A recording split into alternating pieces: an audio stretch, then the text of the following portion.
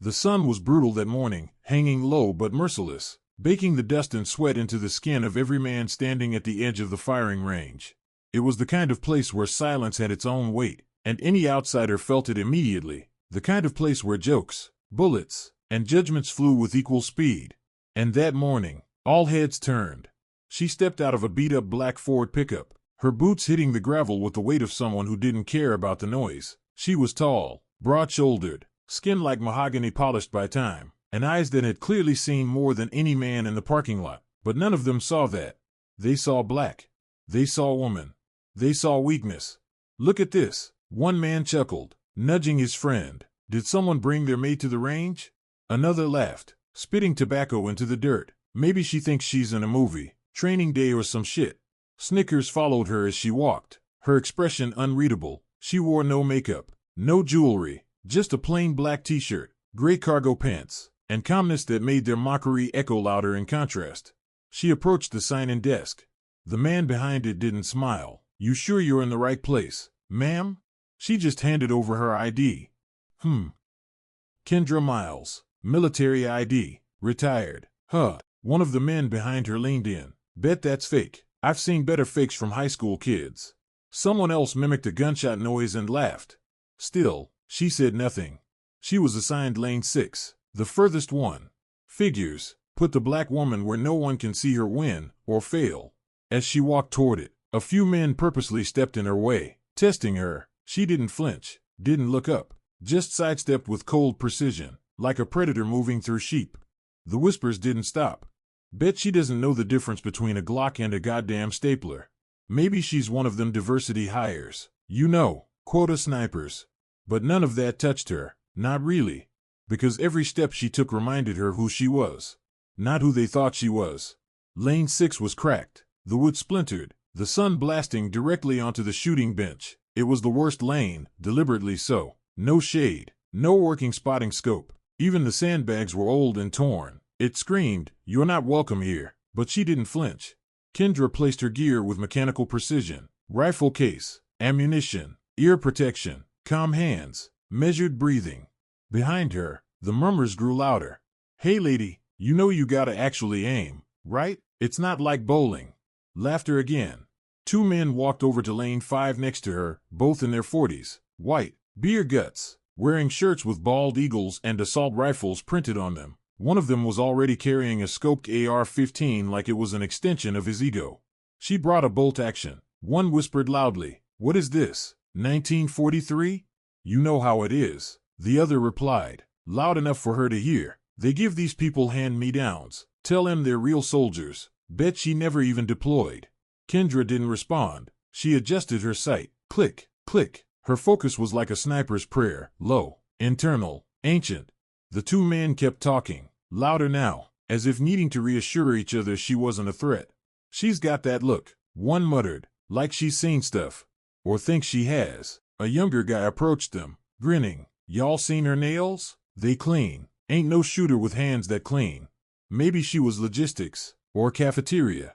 "I say she's here for show." One of those veteran influencers, probably filming some TikTok. Laughter again, cruel, dry, masking fear they couldn't name. But what stung sharper than words were the smiles. Wide, smug, empty smiles, as if mocking her was just a hobby, like target practice. They smiled because they thought she couldn't do anything about it, that she wouldn't, that she knew her place. And still, Kendra remained silent. She lay down, rested her cheek against the rifle stock, inhaled, exhaled. A calm surrounded her, so deep it unnerved the others. Even lane 4 went quiet. Something in her stillness, not fear, not hesitation, but deadly control, silenced the mocking, if only for a breath. But then came a louder voice. A man with a deep southern drawl, tall and red-faced, wearing a hat that read God, guns, and glory. "Hey," he shouted across the lanes, "ain't no need to be scared. Sweetheart, we don't bite, just shoot better than you." The crowd laughed again. Some applauded. Kendra slowly lifted her head. Finally, she spoke. "Then why are your groupings all over the damn place?" she asked flatly, nodding toward his scattered shots. It was quiet for a second, stunned, before the mood turned. Murmurs of bitch, uppity, and worse slithered through the air like venom, but she had already returned to her scope. And when her finger brushed the trigger for the first time that day, they all fell silent. Let's take a short pause. Tell us in the comments, where are you listening from? Have you ever faced something similar in your life? Don't forget to subscribe so you don't miss what comes next. And now, we continue. The silence that followed her words was unnatural, heavy, a charged void. It didn't belong on a shooting range, not in a place where laughter and gunfire usually intertwined like old friends, but something in her tone, in the calm dissection of their ego, had shattered the rhythm. Kendra's eye was locked through the scope. The world narrowed down to one reticle, one breath, one target. The wind whispered low across the sand, barely touching the loose strands of her hair. Her heart didn't race, it beat with precision. Behind her, a few of the men exchanged glances. Some smirked, still refusing to believe. Others folded their arms, defensive now, like she'd broken a rule they never spoke aloud. You're not supposed to fight back. The target at 600 yards shimmered in the heat, a tiny dot. Someone had laughed earlier, saying she'd never even see it clearly without optics from NASA. Kendra blinked once, slowly. Then, crack. The shot split the air, sharp, clean, not rushed. It echoed across the dry valley. A few birds took off from the brush. Silence returned. The guy in lane 5 leaned forward to check his scope. His hand froze. Holy! The metal target spun, hit dead center. Not grazed, not luck. A perfect shot. Someone muttered, "No way," but she wasn't done. Click. Bolt action. Smooth. Trained. Another target. 700 yards. Breath. Crack. Center mass. Another at 800. Slight wind shift. She adjusted. No wasted movement. Crack. Now people were gathering behind her. Phones out. Silence turned to stunned awe. She stood up slowly, set the rifle down, turned, faced them. There was no smugness, no gloating in her face, just a quiet, devastating authority. The older man in the God, guns, and glory hat finally spoke, but this time his voice had lost its bark. "Where'd you learn to shoot like that?" Kendra met his eyes. "Fallujah, then Kandahar, then Mosul." Her voice was steady. She didn't blink. "You?" He swallowed hard. I was in Georgia. National Guard. Logistics." She nodded once, then picked up her brass casing from the ground like it was sacred. No one laughed now. But in the corner of the range office, a security camera light blinked red. Someone was watching. The shooting range erupted into whispers as Kendra slowly packed up her gear. The silence that had followed her perfect shots lingered like the taste of a storm in the air. The crowd had gone from mocking her to watching her with a mixture of disbelief and admiration. They could hardly fathom what had just happened. In the corner of the range, a few phones were still recording, and the man with the southern drawl, the one with the God, guns, and glory hat, had already pulled out his own phone, his fingers shaking slightly. He was taking a video. The others, seeing this, quickly followed suit. Kendra didn't notice, or maybe she did. She didn't care. Her rifle was secured in its case. The delicate brass casings that had ejected so quietly now carefully dropped into the pocket of her vest. She moved with the same calm precision she had shown when firing, as if the moment meant nothing, as if it was just another day. But the moment had already begun to spiral. By the time she'd reached her car, the first video was uploaded. It spread faster than wildfire. A woman who had been dismissed, mocked, and underestimated, now the subject of every social media platform, trending in ways no one could have predicted. Perfect shots. Elite sniper. She made them all look like amateurs. The comments exploded. "She's dangerous. Where's she been hiding all these years? Military vet? We need her on our side. Is this a setup? She doesn't even look the part." And then the backlash began. "She's just some angry woman trying to prove herself. I bet she got lucky. Real shooters would never mess up that badly. Someone should take that rifle away from her. She's probably unstable. What's the big deal? She's probably been taught by a man anyway." The hatred came like an avalanche, and the messages weren't just on the comment threads of her video. No, they poured into her personal accounts, tweets, Instagram DMs. The old world technology of text messages even chimed in with threats. The war she'd entered wasn't just in the shooting range anymore. Kendra's phone buzzed. She picked it up, reading a text from her old sergeant. "Hey, Kendra, I saw that video. Whatever you do, don't let them make you a symbol. These people will turn you into a martyr, or worse, a villain. Don't let them put you in that cage." She didn't reply. Her hands didn't tremble. Her eyes didn't flicker. She sat still for a moment, processing the deluge. The weight of it was inevitable. The question had always been when, not if. She knew what this could lead to. The world she had returned to had changed, and it was far crueler than the one she left. But she wasn't going to be afraid. She couldn't be. Her phone buzzed again. This time, it was a call from an unknown number. She answered it. Miss Kendra, a smooth, authoritative voice on the other end. I'm calling from the National Rifle Association. We've seen your footage and, well, we think you might be interested in speaking with us. The words felt like a trap, and yet, the offer was tempting. Her military record was undeniable. The exposure was both dangerous and rewarding. But as Kendra set the phone down, she stared out the window. The world wasn't ready for her. Not yet. Then her phone buzzed once more. Another video link. A new video. A response. From one of the men she'd embarrassed at the range. It was titled, "She's a Threat, and we need to stop her." The days that followed were a blur of headlines, comments, and messages, a relentless wave of judgment, praise, and hatred that threatened to swallow Kendra whole. The shooting range incident had gone viral, and every single comment was a reminder that her presence, her skin, her very existence made people uncomfortable. They didn't just want to discuss her skill with a rifle, they wanted to break her. Her phone rang constantly, the buzzing never stopping. In a sea of notifications, one name caught her eye. "NRA, we need to talk." She hesitated, but then answered. "Kendra, this is Charles Turner from the NRA. We're going to have to make some changes in how we're presenting you. You're a symbol now, whether you like it or not." His voice was cold, but not unkind. "We need you to focus on the positive. We'll clean up your image. We'll focus on your military background and training. Leave the rest behind." Kendra leaned back in her chair, staring out the window. The city felt far away. She had never asked to be anyone's symbol, but here she was, thrust into the public eye. They didn't care about her story. They cared about what she represented, a weapon in the fight for something bigger than herself. And then there were the threats. They came in droves, some anonymous, others marked with hate-filled names. There were photos of her posted online, marked with ugly messages and calls for violence. "She's a threat to our country. Someone needs to take her out." The more her face appeared in the media, the louder the voices grew. Her old sergeant called her again. "You're not safe. There are people out there who want to make an example of you." His voice was harsh, warning her to stay hidden, to stay out of sight. "I can't protect you, Kendra. You have to be careful." But the more she stayed hidden, the more it felt like she was giving in to their control. It wasn't just her enemies watching. It was the world, waiting, hungry for her downfall. Kendra spent the next few days trying to disappear, lying low, avoiding the news, avoiding any public places. But even her small, quiet apartment felt like a cage. Every knock on her door sent a shiver down her spine. She couldn't trust anyone. She didn't know who was friend or foe. But the media storm wouldn't stop.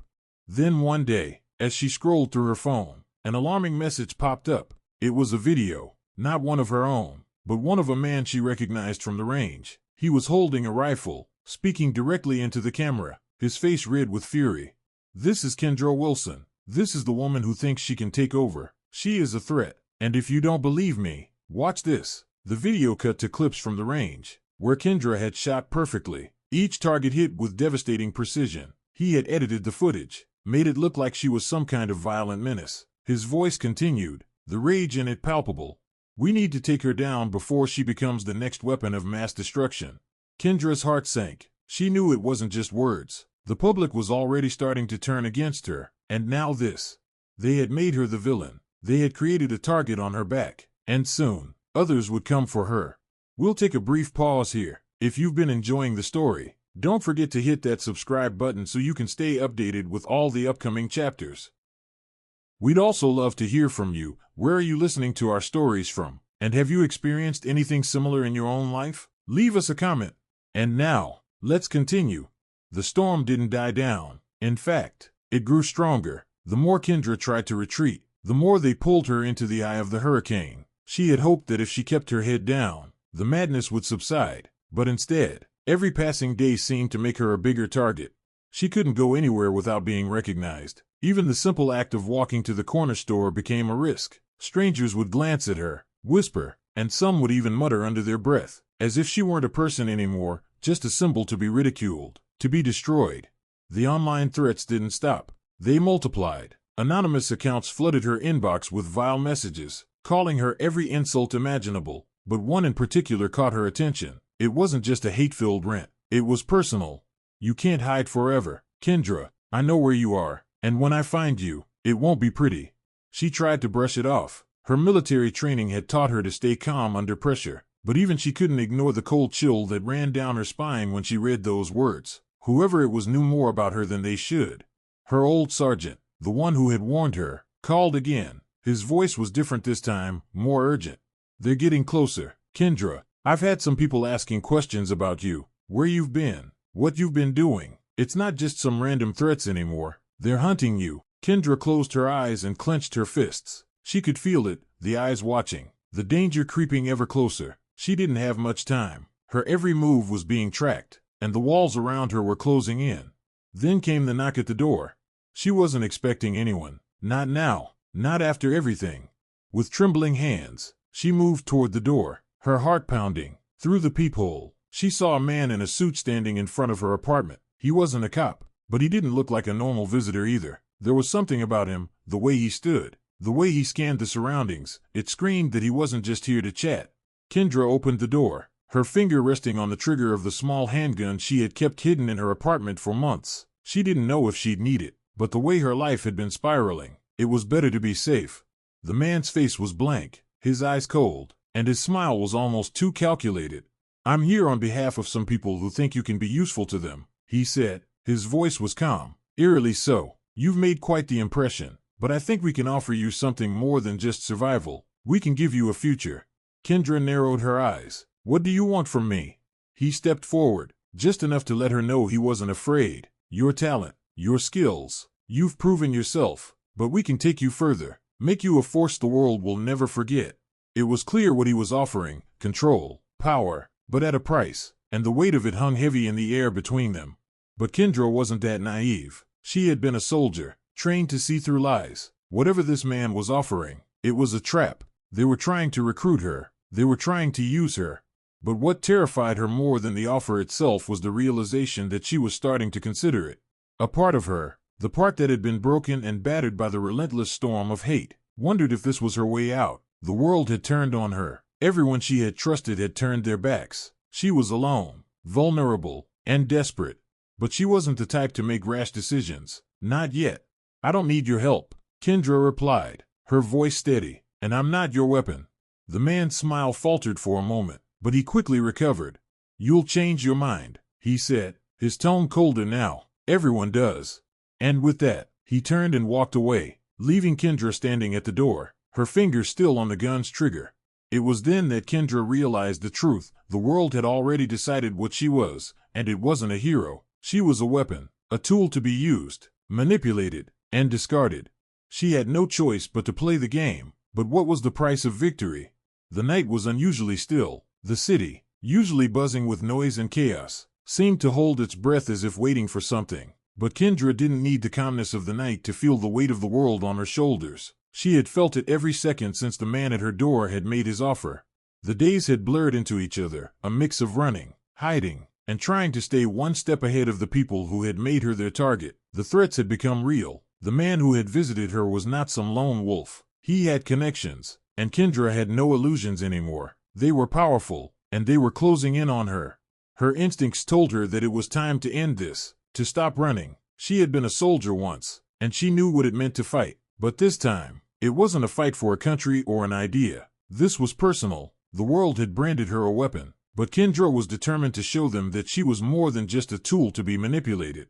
The streets were empty as she made her way to the abandoned building, the place where the meeting would take place. Her mind was clear, her emotions locked away behind the walls she had built. She had thought about the offer. She had even entertained the idea of taking it. But in the end, she realized something. If she took their offer, she would never be free. She would forever be a pawn, a piece in someone else's game.